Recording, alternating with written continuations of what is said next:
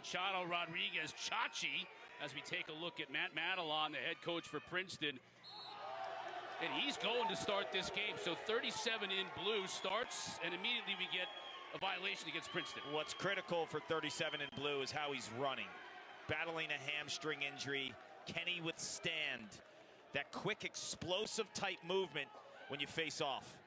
Into his own. Feels like Princeton has been playing their best ball the last 2 weeks of the season. I would agree. They dared Dunphy to go right-handed there. He's a natural lefty. You see how much space he had going to his right? Mcmeekin wins that draw, gets the better of Machado Rodriguez. Mcmeekin is no slouch either. Second team All-Ivy at the faceoff dot. And a weight room warrior. And I know Cotter loves that. Did you see that picture Jerry Price, the SID from Princeton, sent us this week about Mcmeekin? I know. It's like, why'd you have to rub it in? The calves on that guy. That guy does not skip leg day. Last year, he's been shelved because of an injury. And then you have Brad Sharp, one of the more dynamic midfielders in the country. He's out, so like they've lost so much punch. And their man-up team is terrible. Terrible. He joked that maybe just negate the man-up when someone they'll decline the penalty. They're at 20%. Right, they'll decline it like in football. They have played some of the most entertaining games across the land. Far in front of the goal that when Brandow finally got through it, he had a step or two and was shot ready. And he's running downhill. Yes. Square in front to the goal. of Gio. He's not running to the pylons. Exactly. Or the sidelines. Their natural habitat, who's been playing all over the field up top. He's a righty midfielder. Yes, a righty midfielder. Now he's playing that finishing lefty spot. So to get him on the board, and he's put up numbers this year, gentlemen. I mean, big hit in the middle of the field, and that's going to draw a flag. Christian Johnson. He feels like 2 goals in 34 seconds.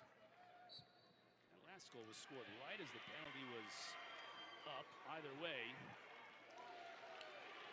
it's as good as a man-up goal, and Chachi Rodriguez needed to get that face-off win too for Yale. We've seen those non-releasable penalties radically change games. Well, this was a 3 college, I think. Wake SMU, Forest, yeah. BC. Wow, BC. Boston College for sure, yeah. Used to have a varsity program.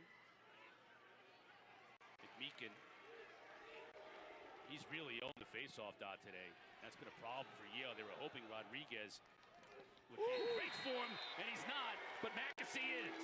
Little hammer time.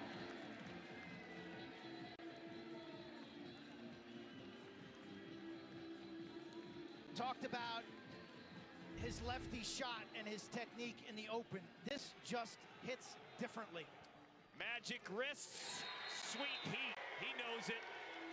Playing to the sideline. You plant your feet, you let it fly. You can't let 91 have that much time, that much room. Watching him shoot, it's like going to a pro golf event and you see the pros off the tee. The torque, the whip, the twist, the sound, and you go field side when Coulter's warming up. It's like, wow, yes, that's a pro shooting. Hammers it. Not the biggest cat in the world, but so efficient and so much twist. Mcmeekin, watch out. Kabiri, Paquette goes down to make a great save. Mcmeekin is really heating up, and he's going against Machado Rodriguez, who coming into this contest was #1 in the nation in face-off percentage at 64%. We know he's banged up, but this has been a dominant performance by Mcmeekin thus far, gents. Yeah, Rodriguez. It goes from shade to sun. I would shoot high all day in the second quarter right now if I'm Yale. Look at the orientation of the sun and the shade there. At about the 20-yard line, it totally changes, Cotter. And Mcmeekin has won 8 of 10 draws. At some point in time, I think if you're Andy Shea, you may have to go to Annunziata or Nicholas Ramsey. Ramsey's playing on one leg, too. Yeah, I mean, Rodriguez has given everything he's got, but Mcmeekin is owning him right now. And the possessions. When I was kind of looking at some of the freshmen coming in, and wow. I mean, he was phenomenal in high school. Nicholas Ramsey taking this draw for Yale, but the result is the same. Kabiri shoots, defender takes it right in the mug. I couldn't see who that was, but it was a great block, and now we're going the other way. Brett Malley. Can Yale get something early? Hackler. It's forced off his line, gets it to Cool.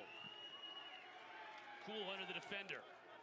Taking rap checks all over the place from aggression, like to get through the pick, that I almost think maybe he called for a switch and there was some miscommunication because he didn't even attempt to fight through it. It's Brandau's 100th point of the season, and Anderson, the Canadian, his 36th goal. And Yale's going to have to come up with some kind of wrinkle on the faceoff, okay? If they're losing the draw, how can they win the war? Is there anybody who can tie up? Biggest deal for me, faceoffs. Faceoff advantage right now for Princeton. They've won 10 of the 12 draws. Yep. And that issue is most important in the second half. And as you saw in that first half, Machado Rodriguez gave it a go. He's the #1 faceoff man in the conference. He's not 100%, and neither is Nick Ramsey, who they're putting out there to start the Ramsey set. has a massive brace on his left leg. I wouldn't be opposed if Andy Shea rolled out one of these big, strong, Hulk-like defenders to just try to tie up Mcmeekin. Just junk it up from here on out because Mcmeekin has owned it. Yale was able to get possession, though. If you're going to start it low and ride it high, you got to come right back down with it. That way you get up and then down in one motion like a sword. Or go two hands and dive. Two hands dive from top to bottom, though. When you have that big swooping motion, you have no chance of a second.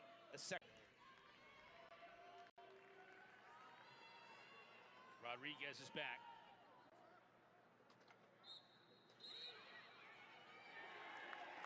And it's a violation against Rodriguez. The numbers continue to tilt toward Mcmeekin. Yeah, once again, Rodriguez Goes back to Yale. Coach Hayes fired up. It's like, I did my job. I got you guys a goal. Now play hard. And he didn't burn a timeout. Can Rodriguez somehow find a way at the face-off dot? Those are the ones Yale has to get, right? You got to get this ball. Still might get it. Stuzen trying to pick it up, but can, and it goes to Princeton. It wasn't a clean win by Mcmeekin, right? More of a 50-50 grounder. Final will be Sunday at 1 o'clock Eastern, right here at Sholkoff Field in Ithaca. 9-7 is our score. Princeton continues with that 2-goal advantage. It's been 2-1, 2-1 now for much of this second half, and that's what Yale's got to do on the face-off draw. That's not good for Machado. Like that type of impact, and you see him hobbling off. Too much. That's what scares you. It's one thing when you're able to run, but run with pressure and dealing with body contact. Just the 5th win. Oh, that's got to be a call. It'll be a hold. How is that loose ball? How's that loose ball? He had the ball. It goes back to Yale. Coach Hayes fired up. It's like, I did my job. I got you guys a goal. Now play hard. And he didn't burn a timeout. Can Rodriguez somehow find a way at the face-off dot? Those are the ones Yale has to get, right? You got to get this ball. Still might get it. Stuzen trying to pick it up, but can, and it goes to Princeton. It wasn't a clean win by Mcmeekin, right? More of a 50-50 grounder.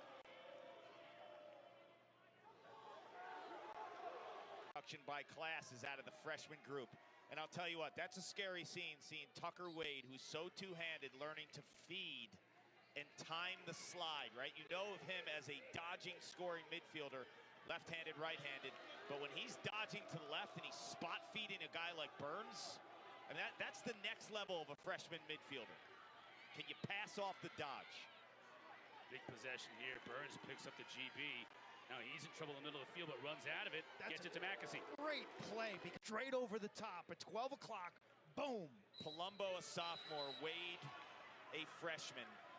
And it's not like you could say either is a one-trick pony because we've seen so much from their game, right? And the versatility and how seamless. Like Jimmy Mitchell's one of the best offensive coordinators in the country. I love the way that he moves the pieces around offensively. He uses picks well. And if you watch his teams on tape, they all take really good angled shots. They're never taking these desperation shots. Like when you see a Princeton guy shooting with no angle.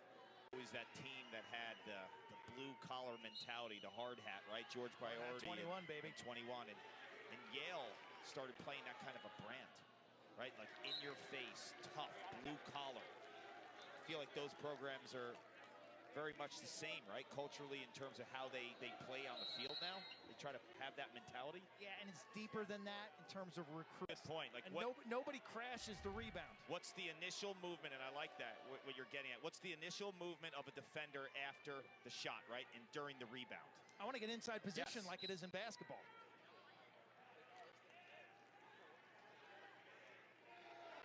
Princeton had scored 3 straight, and Yale had gone just about 7.5 minutes. Get it back to within 2. Brandow with the assist. He heard UQ. He knew he had to get back into the game, and he's in it. And so is Yale. But they cannot solve their issues at the faceoff dot. And you talk about no quit. Look at Machado run off the field. I mean, you feel like he needs help off the field. You talk about being tough as nails and leaving it all out on the field for your team, knowing that your season could be in flux. That kid is something else. 30. Towel. Yeah. They need him. Don't throw in the where's towel. Mickey where you Don't need him, throw in right? the towel. Rock! You've had enough, Rock. They need him, and he knows it, and he's back out there.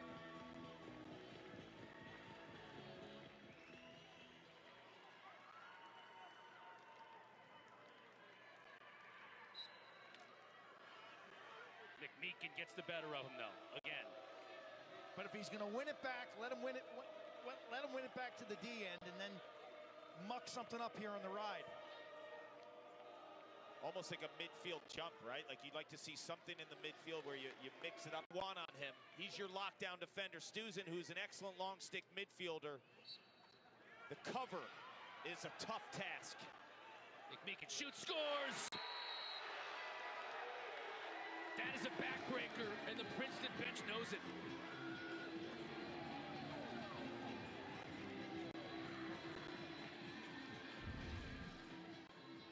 He's known as a goal scorer, Quinn. He had 7 coming into tonight. Pinch and pop. Disrespect. Turn and rake. How about that placement? Here's the issue, guys. You have Mcmeekin who can let it fly and can pop it from 10 to 12.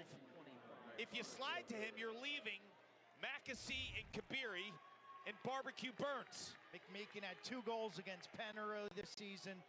I got him for 7 goals coming into this game. He's aggressive, but makes good decisions. And they're putting Stuzen at the faceoff X. Andy Shane. A couple of years ago was the best thing for the Fogos because it allowed the position to evolve. It allowed them to become more well-rounded lacrosse players. So now everyone that's playing that wants to be recruited has to play this style. So you're getting better players when they come to college. Going to get a push in the back here against Yale. We said Princeton had to answer after Yale made it a 1-goal game, and that was just a couple of minutes ago. They certainly have done that. Mcmeekin a little quick on the whistle.